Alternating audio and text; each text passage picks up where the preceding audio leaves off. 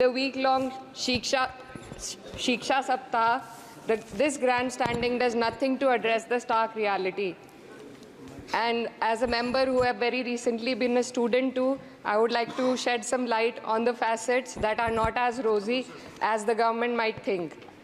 Despite NEP 2020's clear directive and the Kothari Commission's long-standing recommendation for 6% of GDP in education, the Ministry of Education's allocation is less than half of what has been recommended. The biggest cut has been for the University Grants Commission, which saw a 61% dropping from 6,409 crores to only 25 crore this time, which will affect the higher education of our country. And in 2020, India's average learning adjusted years of schooling was 7.1 years, lagging behind countries like Mexico, Kenya, Sri Lanka, Iran, UAE, and even Palestine. The foundational skills are alarmingly weak among 14 to 18-year-olds. About 25% of those surveyed couldn't read a standard 2 level text in their regional language, and only 43% could solve a simple division problem. Shockingly, nearly 43% of undergraduate students also struggled with basic division. This report is a testament to the fact that in reality our education system has failed to educate a large section of the population, especially students from underprivileged backgrounds dependent on state-run education. So, Speaker ma'am, higher education, especially for women, is crucial to gaining empowerment and employment. And the AISHE report shows that only 10.4 colleges in the country were exclusively female.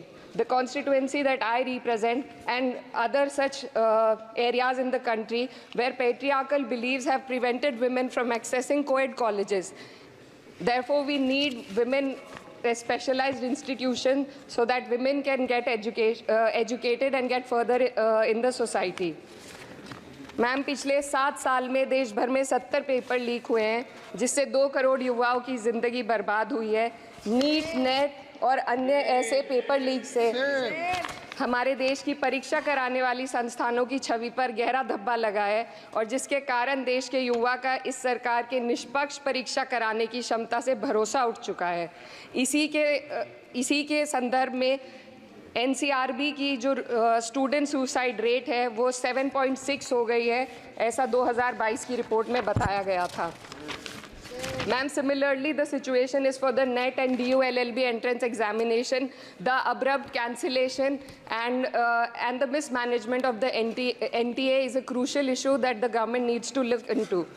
Ma'am, I would also like to bring to your attention the discrimination against minorities in this budget allocation, especially in the case of closure of the Maulana Azad Foundation.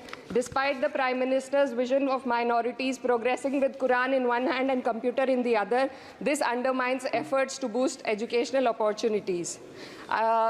What we also need in today's time is quality STEM education, as outlined by India's National Education Policy 2020, and it is crucial for fostering critical thinking and preparing our youth for 21st century challenges.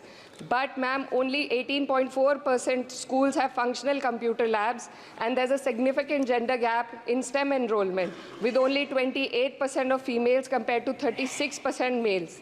While the government now promotes Digital India, it would do well to take a leaf from the Samajwadi Party's government under Akhilesh Yadav ji, which began distributing free laptops to class 12 students in 2012, effectively combating computer illiteracy and bridging digital divide in rural Uttar Pradesh. Educational Freedom Index में भारत की स्थिति काफ़ी हद तक खराब है, हमें निचले 30% देशों में रखा गया है. The intertwining of political agendas with Indian higher education has worsened under the current government. Key historical and scientific facts are being erased from textbooks to advance a certain kind of narrative. Mughal history is continuously distorted and erased, but notably, Darwin's theory was removed from the class 9 and 10 syllabuses by the 21-22 academic year. And the topic of evolution was completely excised from school textbooks. This distortion of educational content undermines academic integrity and damages India's educational ethos. Ma'am, when we are competing for in the world, with first-class countries, we also need to look into why our students need coaching in spite of having schools and higher education and those funded by the government. The incident of 3 students dying in UPSC coaching has once again exposed the harsh reality, just a minute, man, and plight of a significant segment of our population. These young individuals, hopeful of securing government jobs, endure poor living conditions in places like Kota and Rajendra Nagar. This situation calls for a deeper reflection on the shortcomings of our outdated education system.